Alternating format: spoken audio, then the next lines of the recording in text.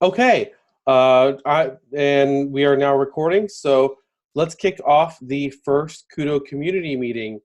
This is a meeting that we hold every Thursday. Currently it is at 8 a.m. Pacific, 11 Eastern, but in the spirit of the Kubernetes community, we will be moving these meetings around to accommodate for other time zones. So when the invite goes out, pay attention to the time because it's not going to always be at the same time. So I'm Gerred Dillon. I am the chair for the project approvers and reviewers for the project. Joining us are the other reviewers and approvers, York Shad, Tom Runyon, and Fabian Bayer, who will be going through and talking about other pieces. So I'm going to do a quick kickoff and then the agenda. And then we have a whole full agenda today, and there will be time for Q&A and open call and requests for new caps and whatnot. So for those who are new to this, KUDO is the Kubernetes Universal Declarative Operator. It's a project that I'll let Tom introduce more, but the idea being is all around running software with complicated life cycles on Kubernetes. And I'll defer to him to address that a little bit more after I go over the agenda. So today's agenda, we're going to do Tom is going to do an introduction to KUDO and walk through the project, talk about the project a little bit. Since this is our first meeting, I will discuss the project governance, and really that's around KEPs and introducing you and letting all of our reviewers and approvers, or the people, if you're a contributor to this project, who you'll need to talk to them about, how the project runs, how you can contribute to the project, how you can own work and get that into the project, and that's important to moving ideas you have for KUDO forward. So discussing the project governance and getting familiar with the project governance is very important. And the approvers and reviewers here are here to guide you through that process and are intended to be helpful for you through that process. I'll give an overall project update, and that's really discussing where we're at 0.1.0 right now. What does 0.2.0 look like, and what do next versions of this look like?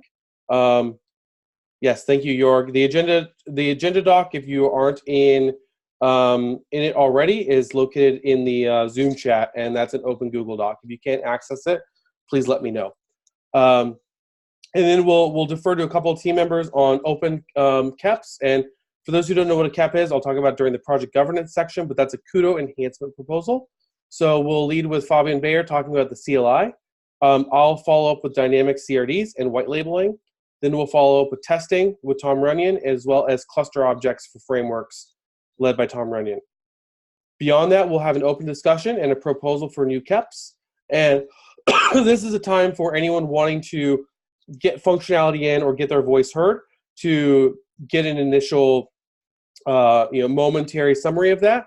One thing as part of this project governance, we cannot make any decisions as part of this meeting. All we can do is say, okay, let's go open a KEP, let's go open an issue, let's go open a PR to discuss and move this forward. So the point of this section is not to make a decision, but to signal that you want to open up a discussion and start getting allies to help make a discussion. Furthering that, we'll do a Q&A. This is a general project Q&A for anyone who has whatever questions about the project you want to talk to. And then we'll do a wrap-up and conclude until the next week. So with that, I'm going to go on mute and yield my screen to Tom Runyon, who's going to give you all an introduction to KUDO and walk through some slides and some YouTube videos. Thanks, Tom. Thank you, Gerred. Matt already had a question in KUDO Kubernetes about how we're going to do the ongoing meeting invites. So we should probably provide a link to the mailing list as well. Yes, thank you. I will record that. And Matt, I'll update you as soon as we have an answer there. So I wanted to share a couple slides that I've linked in the agenda. We got these together for the SIG apps, which is the special interest groups for application development in the Kubernetes community. We presented at them a few weeks ago regarding KUDO and its capabilities, looking to provide some more exposure to the project. As a high-level overview, KUDO is really a declarative approach to building Kubernetes operators to manage application lifecycle. So let's break that down a little bit. Declarative in the sense that we are going to provide an explicit configuration file that'll define everything that's involved in the operator. A Kubernetes operator is a manager of cluster resource, custom resource definitions inside of Kubernetes. These are specialized objects that cluster admins can create to provide really metadata tracking for objects. However, the operator component that corresponds to the CRD allows specific lifecycle hooks and actions to be taken whenever these objects are created and updated and deleted. So what we're going to be providing is this ability to define these custom resource definitions and then application lifecycle hooks that go along with the update, creation, and deletion of the specific CRDs that are created. And we can look at what those definitions look like in a little bit. DevOps has really become exceptionally popular because the knowledge that's required to run and operate these applications is really tied with the developers who are building the application. This is a great environment and process for small focused applications that are run by one team, and then the application is operated by only that team. The issue with larger scale applications that you want to potentially distribute to several users is that your development team can't support that many production applications. So you have to provide a mechanism to get your developers' knowledge base into the hands of the application operators, because there really will be a separation of roles there. And the testing reliability, this section in the SRE book, I think really tries to emphasize that. So what we try to do with KUDO is provide the tools for the application developer vendor to provide best practices for managing that application in production into the release package that they provide to the application operators. And we do that with these framework and framework version objects. Some examples of what we would like to encode in that binary object, that release, are things like how backup and restorations happen. There's a lot of subtleties that go into backing up and restoring data inside of running applications that application operators may or may not do depending upon how they're feeling on that day. But if you encode that process into your release, it ensures that the best practices are being executed each time backup and restores happen. Mechanisms for doing canary releases, there can be some intricacies in how canary releases happen, and some application operators might choose that it's too much overhead to manage. But if you can encode that as part of your release object, you get to ensure that applications practice the best practices at all times. And then there are some other custom things that people want to do inside of Kubernetes, like update your deployment whenever a config map changes that isn't currently in the lifecycle hook for Kubernetes core. So you can encode that process inside of these framework versions so that when you do update a config map, you do a canary rollout or a blue-green or just a raw update of your deployment that references that config map, which isn't always guaranteed. When would you use KUDO? So you definitely need to have more requirements than just being a kubectl apply-f. If you're just applying your YAML every time and that's working for your application, you probably don't need to build your framework versions in the KUDO environment. There are some operators that are more complicated that wouldn't fit into this paradigm, but there's a large middle ground where you just need lifecycle hooks for your application. That's kind of the crux, the mission statement of what KUDO is going to solve. And this is the long-term vision. We don't currently have dynamic CRDs in, and I think Gerred's going to talk a little bit about that KEP in the future. But the idea is that we create these high-level framework objects. So for example, Zookeeper is a high-level framework. It's one type of application. And then we have different versions defined there, version 3.3, version 3.4.8. And then when you create those objects in Kubernetes, CRDs are dynamically generated for you so that you can now create a Zookeeper object with a specific version. And the way that we specify versions of these applications isn't set in stone, and I think hopefully Gerred talks a little bit about that in the KEP. But this idea that now we can provide these capabilities and CRDs for people to instantiate on their own, and they get to have all that great lifecycle hook built into the object is the goal. This plan operation looks a lot like the DCOS plan format. You have these ideas of phases and steps, and you define steps with tasks that are built from Kubernetes objects, and we'll go through those later. But the idea is that you can have serial and parallel steps that happen, and you can make sure that those happen in a specific manner. These tasks can be reused between multiple plans as expected. You don't want to have to code up your entire deploy plan, and then an update plan is the same thing. You want to be able to reuse that process. And people can stop me whenever they have questions. The tasks are defined by resource files and customized patches eventually. I don't think we have patches currently working, but the idea is, again, reuse, reuse, reuse. Take this core job object and just modify your MySQL command that gets run so that you can do a backup and restore out of the same core YAML, and you just modify the command that gets run. Also specific to these objects are when you instantiate an object, you need to provide runtime configurations for that object. So if I'm running Kafka, what's my Zookeeper connection? We need to be able to provide that in the CRD, and in the framework version, we define these parameters that are available, and then we can leverage those parameters inside of our YAML files, as you'll see in a moment. You can set default, you can set whether it's required for every instance or whether you can use a default. And then the trigger allows you to specify what plan should be run when that parameter is updated in the CRD. So when I update the broker count, I just want to redeploy and make sure that my deployment is set to the current number, replicas. If I update a Docker image tag, for instance, you may want to actually do something a little more customized. Maybe that's where you implement your canary.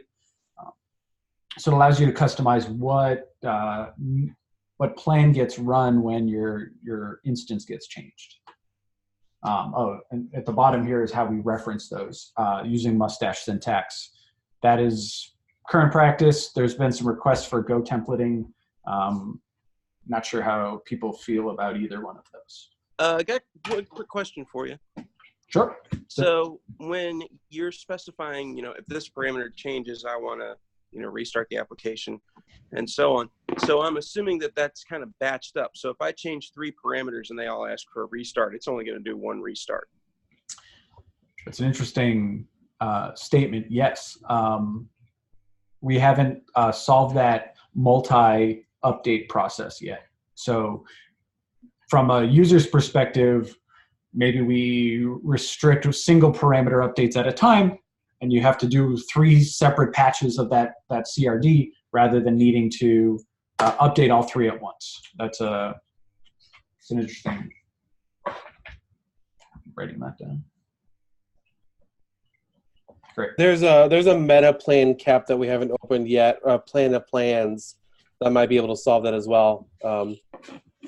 But yeah, like as Tom said, these are why we're bringing in like more eyes looking at this, right? Yeah.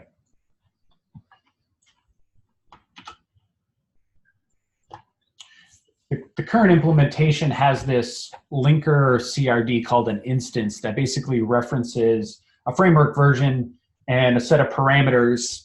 And it's basically the dynamic CRD that we're currently working with until we get Gerred's KEP implemented. The future version is where it looks much nicer, where you can reference the version of your framework either here or in the spec, depending upon one of the different roads we go down. And then your spec is really just your parameter list. The demo I won't be doing today. It's in the video that's linked in the agenda. That was at the SIGAPS meeting. You might have to forward a little bit because I go through this presentation as well. but we do a MySQL deployment, which is in the repo currently. And then we add some data, we do a backup, we delete the data, we execute a restore, and we're able to see that that data comes back up. Without knowledge of how to do the MySQL backups, you don't need to know MySQL dump commands. It's kind of embedded in that plan that gets run. And that's basically goes through one of the docs that's in the repo as well. So you could replicate that on your own box as well. Mm-hmm. Yep, and this stuff is all going to be covered by Gerred going forward. Great, so that's a high-level overview. Do people have any questions on mission statement, general overview, before we dive into some deeper topics?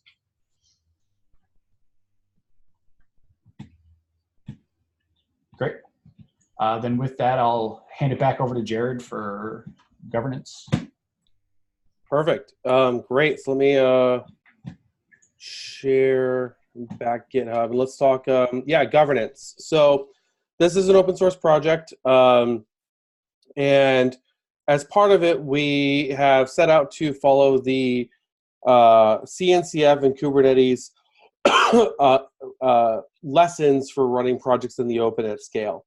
So we were very careful to set up a project governance that enables as many contributors as possible and as many people as possible to effortlessly be part of this community. So I'm going to introduce our governance. This governance is not set in stone.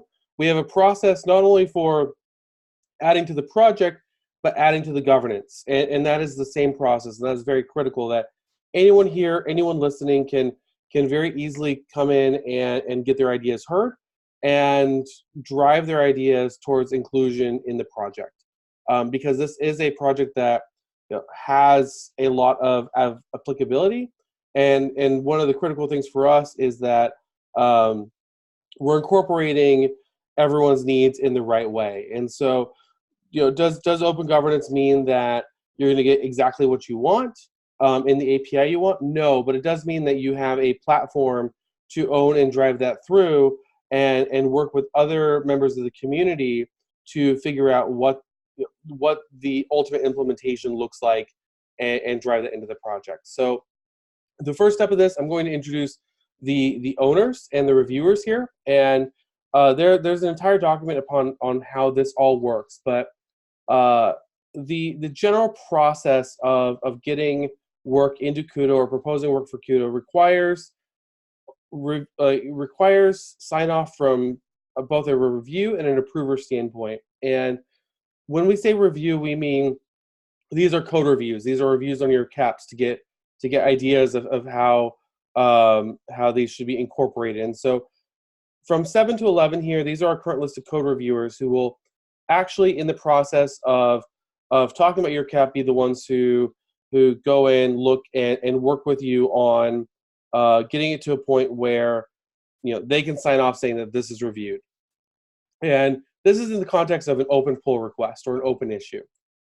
When it comes time to merge into a code base, this is where you need check off from approvers. And you can notice here that right now we have approvers overlapping with reviewers, but review and approve is a different step to this project, and you need different people potentially for different tasks. So I just want to get that glossary item off before I jump in and I'm just referring to reviewers and approvers all over the place. So KUDO follows an open process called the KUDO Enhancement Proposal Process. It is born out of the Kubernetes Enhancement Proposal Process. And this process is well documented in the repo inside the KEPs folder. So we have a template. If you're going to open up a KEP, this is the template you use, and there's some basic information here. But the whole process is under this process. And this is, we went through this in a community process. So you can actually open a KEP. KEPs are living documents. So you can open up a PR anytime that you want to attempt to adjust this process, adjust the template, or anything you want to do to help facilitate a better workflow for the project. So the only thing in here that is not managed like a KEP is the KEP template, and because the KEP template flows from the KEP process. right? And so the only time we don't follow that is to just update this to match the process. I mean, that still requires reviewers and approvers, but it doesn't go through the whole process. So what's our motivation here? The motivation behind a CAP is that sometimes a PR is not just enough, right? Sometimes these look more like what we would traditionally call in Agile epics. And a CAP represents a holistic feature or a holistic enhancement to a process across many PRs, across a lot of time, and the status and well, this is really implementable now, so we got to fix that.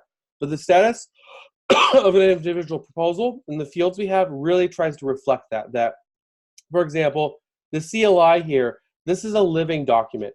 When Fabi goes over this document, he'll discuss where it is now, and we have stories and proposals.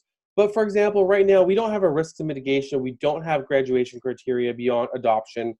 We don't have specific API proposals, right? But we do have user stories. And so this, even though this is in the repo, it's still being fleshed out. And we do need to move this back to provisional because we don't have actual API stuff. So I think that's in the new PRs already. Got it. So yeah, actually that goes to Fabi's point really well.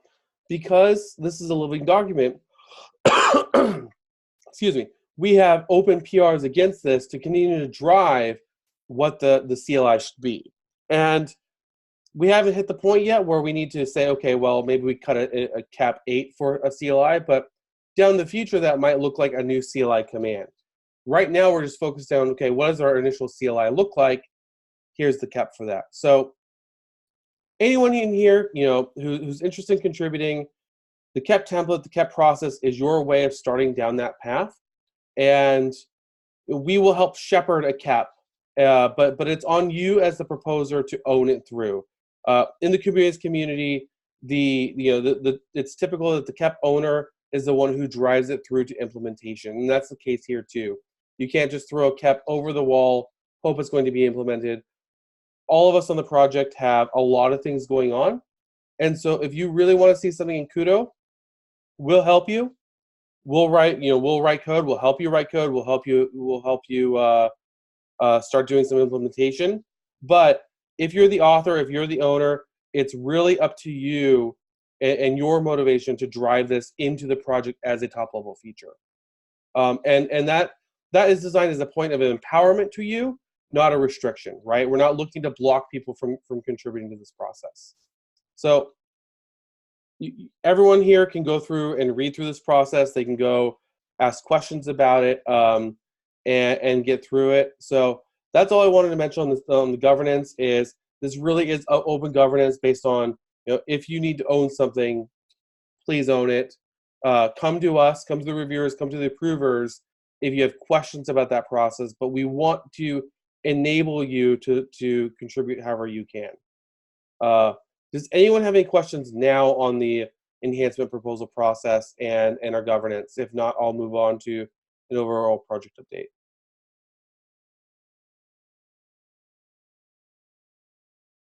Great. Okay. I'll assume silence is affirmation. So I'll go through an overall project update, and then we'll dive into the KEP, starting with Fabi and Bayer. So from an overall project update, the project's in the status that mostly what Tom showed is true. We have an open branch right now for dynamic CRDs that I'll talk about as from a labs perspective. But that's not an open PR. It's us figuring out what white labeling and dynamic CRDs will look like, and I'll go over that PR in my proposal. We are currently at 0.1.0, and the project operates with the CRDs that Tom talked about with instances, frameworks, and framework versions. And we have samples of MySQL, Kafka, Zookeeper, and pardon me, Flink. So we're still definitely in a experimental state. We are starting to hopefully start to form with these KEPs what a 0.2.0 release should look like. And one of the proposals that I'm going to propose as part of this meeting that the governance needs to sit down and talk about, approvers, reviewers, is starting to solidify 0.2.0 or that next releasable version and what KEPs we want to incorporate at what stages. So I would like to, with consent of our approvers or reviewers, move to, and we can talk about this in Slack. By next meeting, we have a general collection of KEPs and status of KEPs that we want in 020 and a rough cadence towards moving towards that. So that's all I have on a project update status. With that, I'd like to yield to Fabian for an update on the CLI cap. Sure, thank you, Gerred. Hi, everyone. So I would like to give you an update on cap free for CLI. Let me share my screen here real quick. So why CLI? What is it? Why do we need it? Right now, it's organized here under cap free. So if you go to caps, you find cap CLI. You see the table of contents. You see the summary, the motivation. So the summary about the CLI is that we have right now not a kubectl experience for the user to install very easily framework versions, access plans, the current status of the plan. We do something similar with our DCOS CLI and the SDK there, where you can very easily in kind of like a tree view see how your plan is doing. That's very good for it's a very good user experience for the cluster operator when they do troubleshooting, but also in general it saves you a lot of time, and it also can help to implement KUDO commands within your CI/CD pipeline.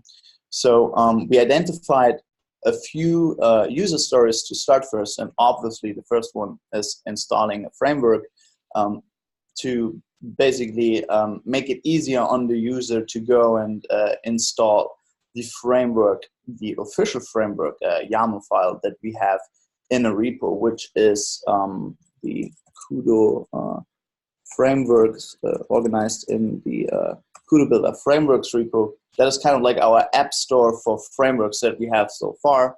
We do have stable versions and incubating versions there. And so what the CLI does, it basically goes and installs frameworks that it can find here, for instance, Kafka.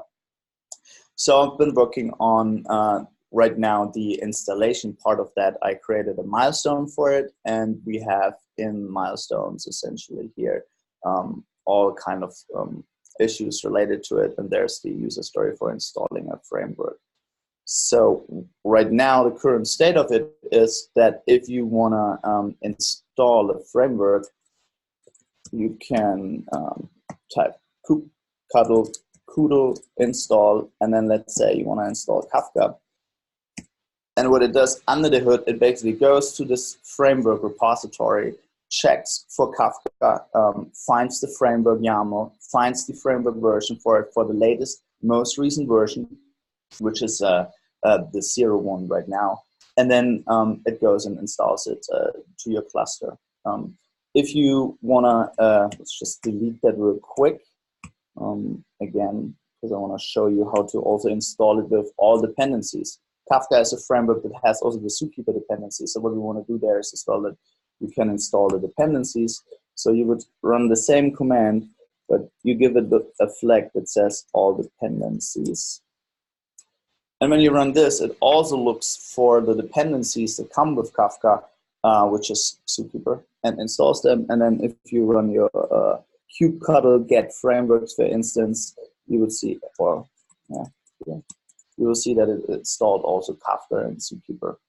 So that's just the install user story. We have more user stories to come. Obviously, there's uninstalling, where you uninstall the framework, also with the dependencies if you wish.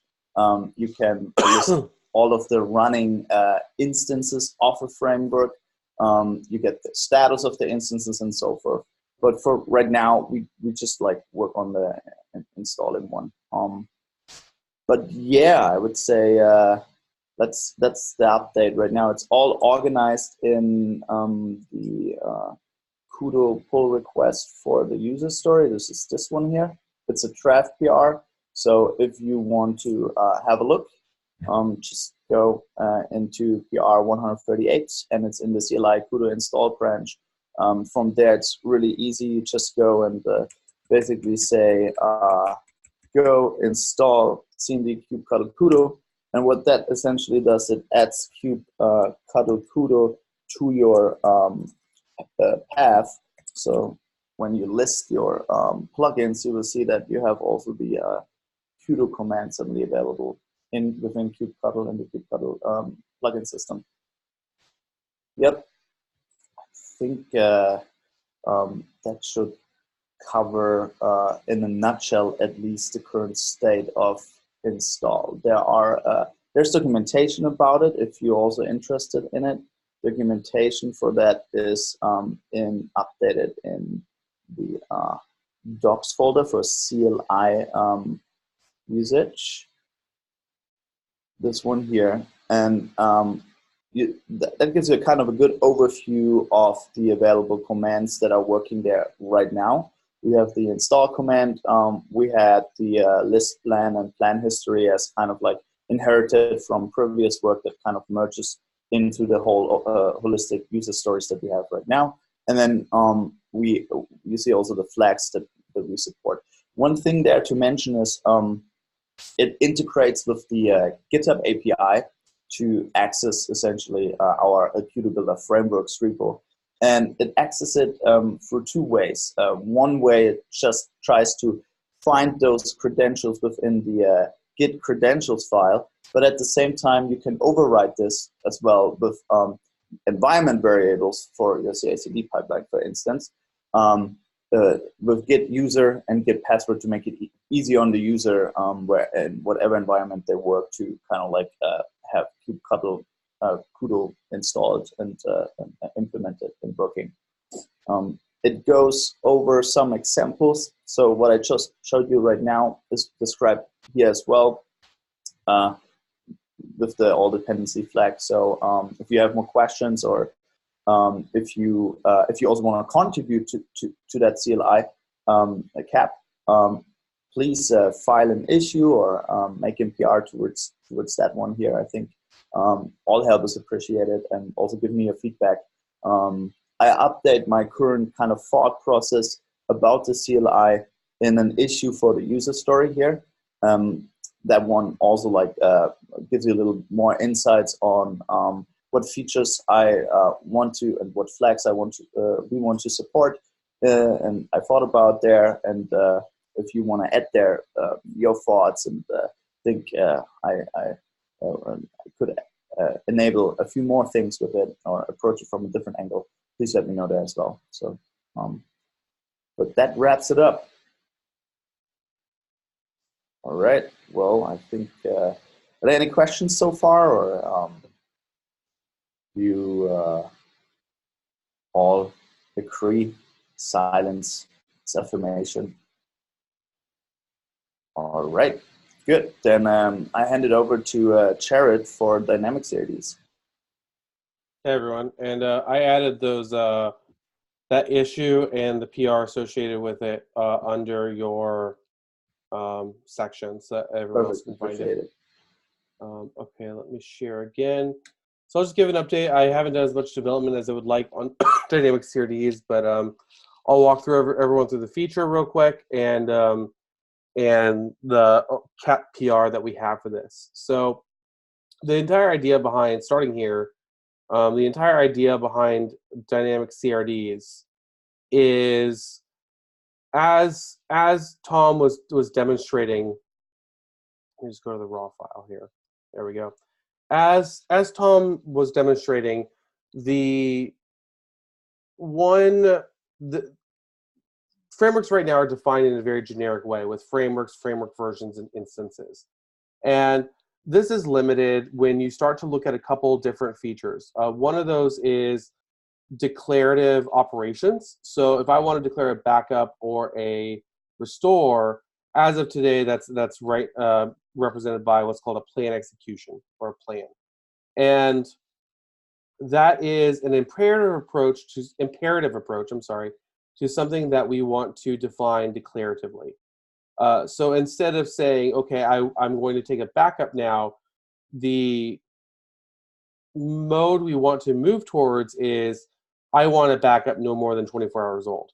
Or we want to also be able to enable framework developers to incorporate API actions as part of day 2 operations into the framework. So, for example, if I'm using MySQL as a framework, let's define indexes, let's define databases, let's define rows, migrations, whatever, as CRDs, so that it's a declarative process that runs a plan, and the operator is responsible for actually making those API operations to structure a database the way you want to. And what's great about that is then you can start to use Helm or other YAML-based tools like Kustomize or any other Kubernetes process to actually define what a database should look like, and you can stamp that out across multiple clusters.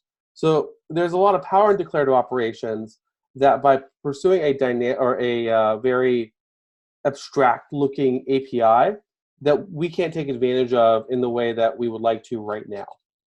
So allowing framework developers to generate out their own CRDs and attach them to plans is the spirit of this KEP.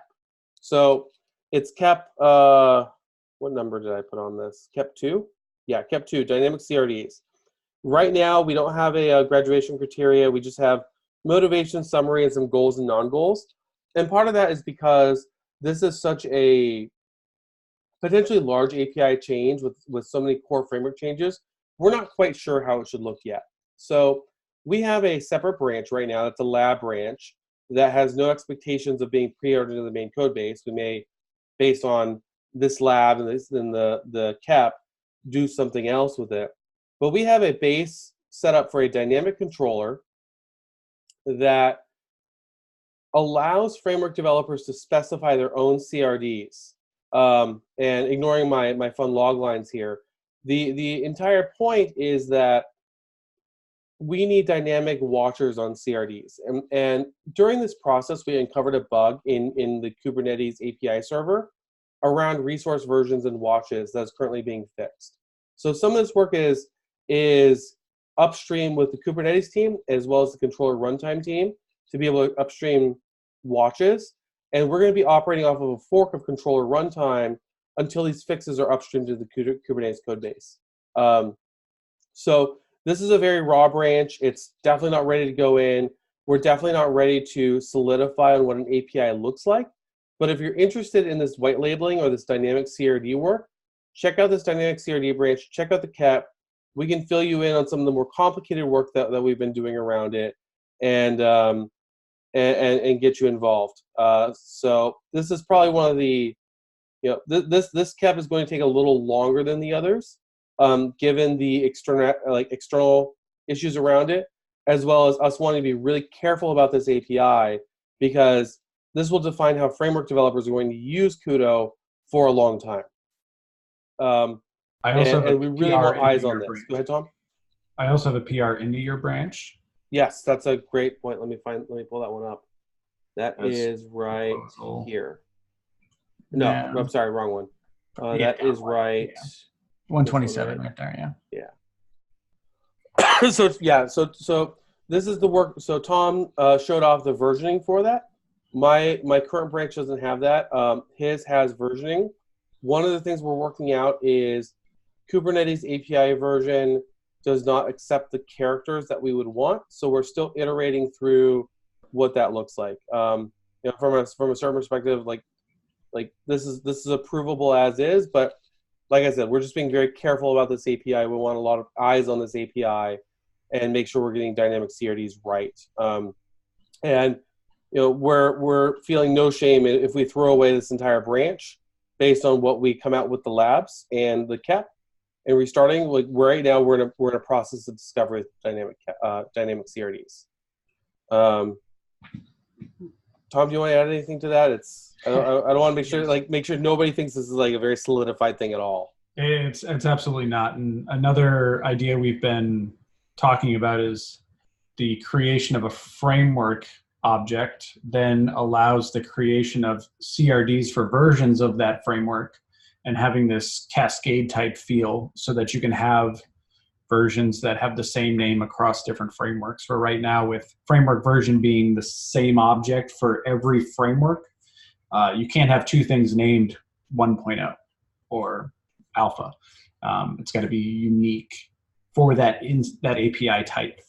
So being able to then create a framework and then having a Kafka version allows you to have names that are the same across different frameworks but reference different frameworks. So that was another thing that we had been talking about, and I don't know if that got into the comments on that, but we are looking for user experience on this to make sure that it's as clear as possible about what's happening, but still maintaining that flexibility. So I think this audience is good as someone who maybe hasn't seen this. You know, what are your thoughts coming in fresh? Is it super complicated and we're never going to get the buy-in and understanding without proper documentation, or does it kind of make sense to have these nested version types? The only other thing I'll add is the reason we're naming a component version right now is because KubeBuilder doesn't delineate very well between multiple versions of the same CRD or even full API versions. So this will go back to framework and framework version. We just didn't want to start ripping out code while we're still in a lab setting. With that, I'll turn it back over. Does anyone have any questions on dynamic CRDs? I know it's something people are probably going to want to read through before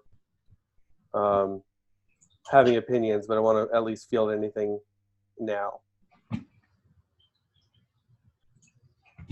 So we're at 45. Do we want to call it and add these other things for next week, or continue on?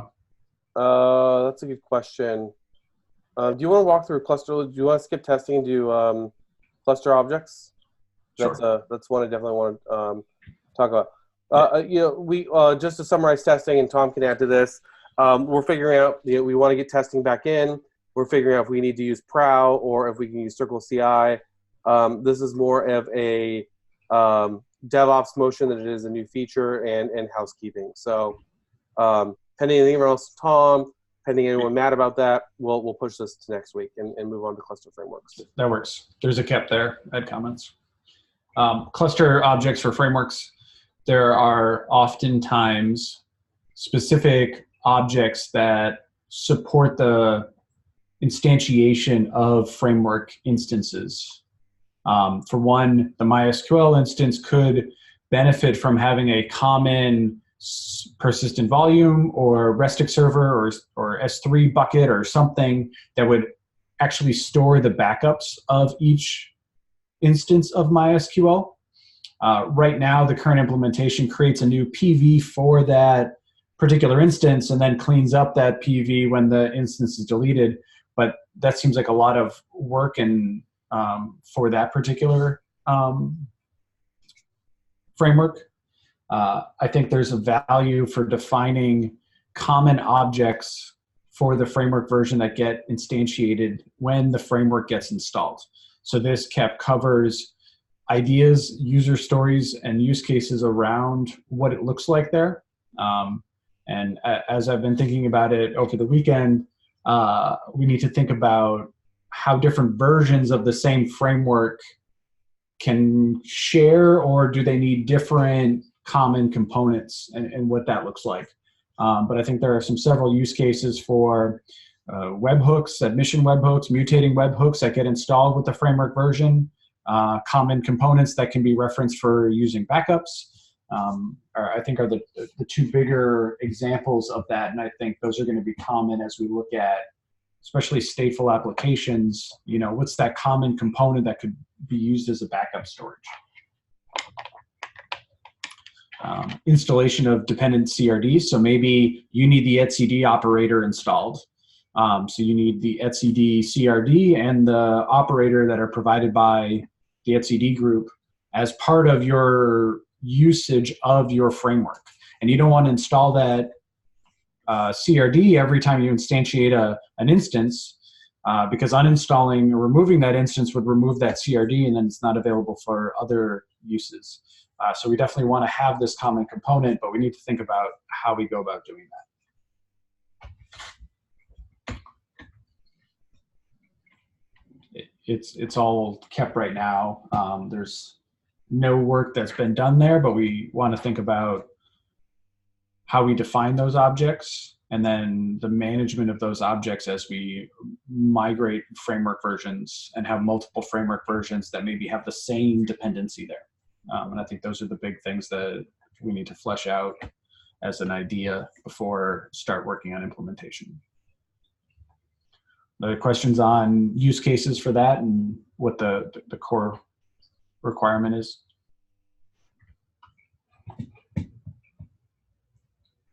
Great. We welcome comments. Please jump in. And then I think Gerred wanted to follow up with some other KEP ideas. So I'll hand it back. Yep. So one thing I'll say about these open caps, this is where our eyes are focused. I'm just going to run through a couple of the things we've talked about that are now skipping my brain. But the CLI, the dynamic CRDs, testing, cluster frameworks for objects for frameworks, that's where we as a team are looking at right now. We welcome eyes on those. We would love eyes on those, but we want to make sure that the buck doesn't stop here, right? There's open caps, there's new caps that people want to do, and there's some that I want to do that we haven't fully fleshed out or I haven't been able to write, and that includes everything from CLI enhancements. That includes things like I was mentioning meta plans earlier, plans of plans, semantics around upgrades, all sorts of things. So I think this week, we've dumped a lot of information on people to look at. I'm going to leave this as an open item. Unless anyone has anything now, they're welcome to jump in. I'll open the call, but I'm going to leave this as think about ways you want to enhance this framework and bring that next week, and we can give you guidance on making sure that KEP gets opened. But I don't want to put anyone on the spot for opening new caps. Just that we have tons of ideas as well.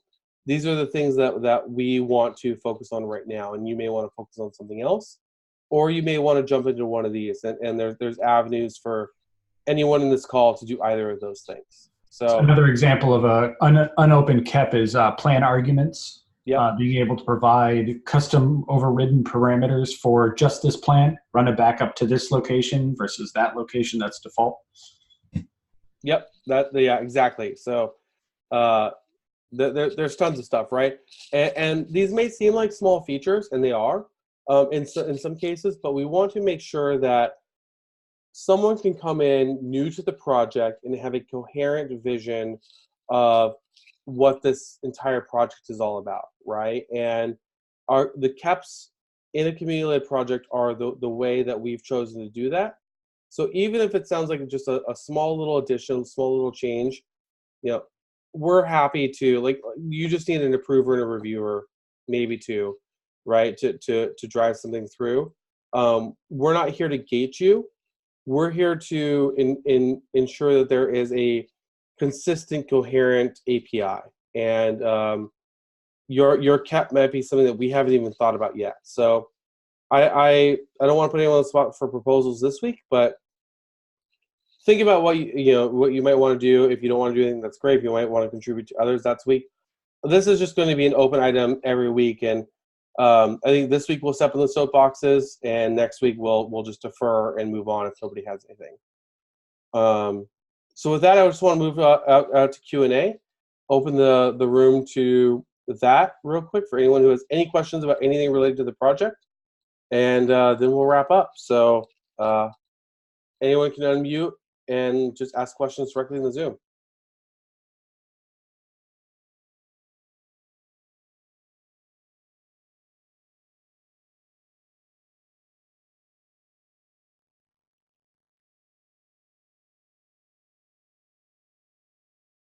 I see Toby's typing in the Slack, so I want to.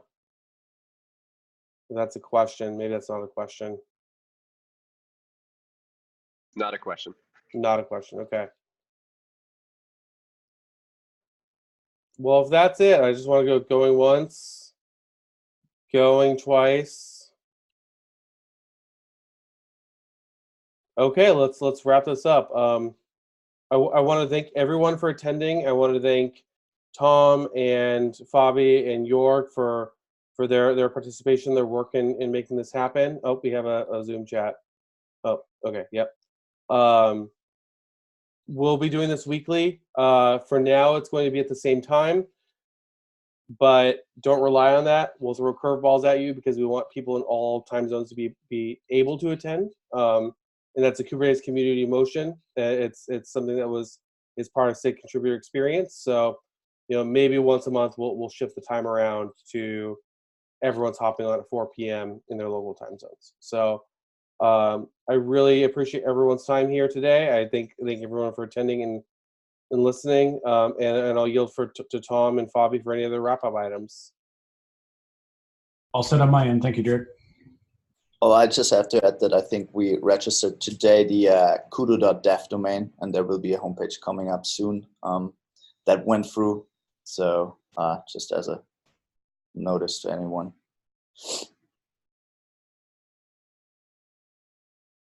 Perfect, Fabi. I added that to the notes, and we'll post that in the KUDO channel in the Kubernetes Slack.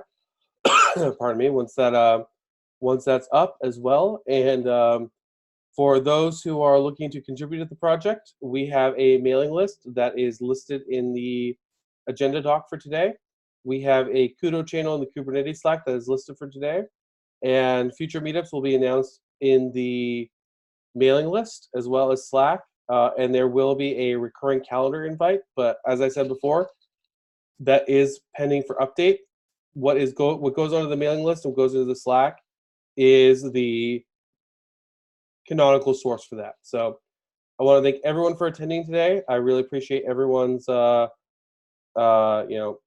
interest in this project, and look forward to how everyone participates in the future. And with that, everyone have a great day, and I'll give everyone back 5 minutes for their next meeting. So thanks, everyone.